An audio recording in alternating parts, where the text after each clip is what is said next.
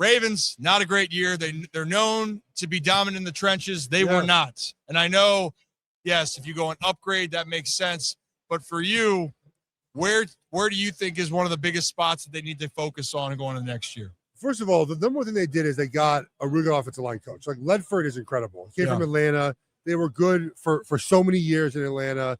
And the way he's able to draft and develop guys, it's important because a couple of things. You're not going to find a lot of guys off into free agency in the offensive line, right?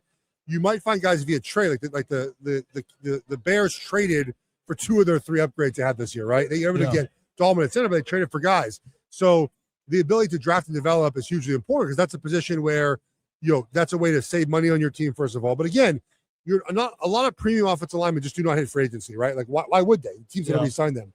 So I think number one thing is bringing Linderbaum back, which is going to be expensive because, I mean, the Chargers are going to probably pay as much as they can to get him. So I think number one thing is getting him to come back and then just getting better players overall.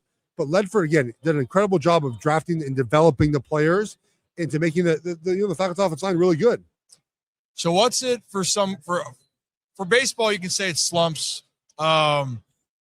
Sometimes for skill position players, when they have the drops, they're getting in their head. What's something for offensive linemen where where things go wrong because you're getting beat up each and every play? But I'll just say, like Falele in Baltimore, I felt awful for him because it was a rough year for him in many ways. But also, there's no doubt that there's like a mentality thing going on there. What's kind of the issues there on the mental side as an offensive lineman?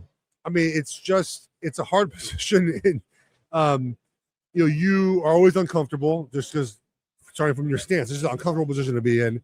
And then, I say this all the time, like if a defensive lineman gets 1 sack a game, they're in the Hall of Fame. Yeah. If we get a 1 sack game, we lose our job. Yeah. It's a very high, and the thing too is like you are protecting the guy who's making all the money for your team. Like you're protecting Lamar Jackson, right? Like there's a lot of pressure in making sure that guy doesn't get killed. And so, being able to have some resiliency, mental resiliency when bad things happen, it's hugely important. Then you factor in last year, just nothing really went well for Baltimore, right?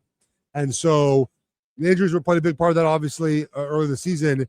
And when things start snowballing, it's hard to get them to turn around quickly. And then as soon as the defense got some guys back, Lamar gets hurt. And it's hard to do all that. I get why they went sort of with a reset this year. Yeah.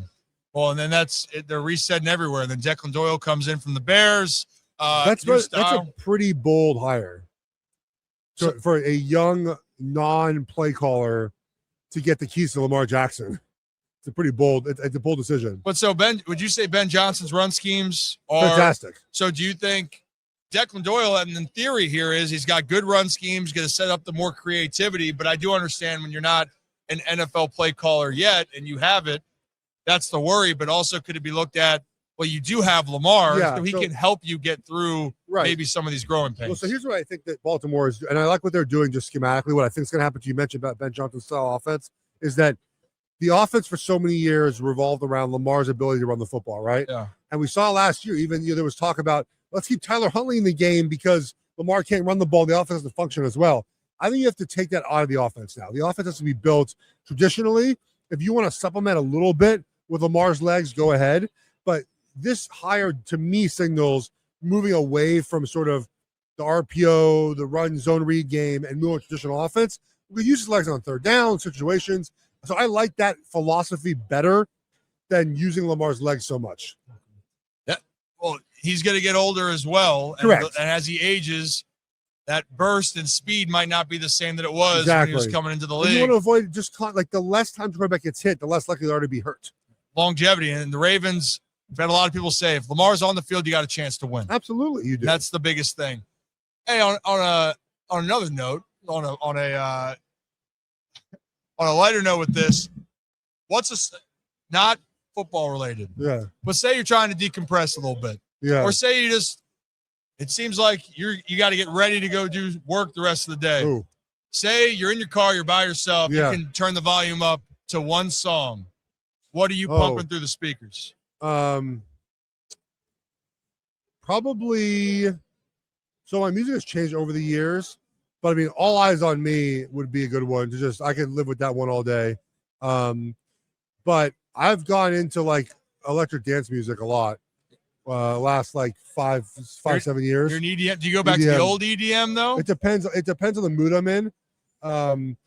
But I mean, any Tupac, like that's like my jam is like since I was a kid. Like so that's why All Eyes on Me would be like the one.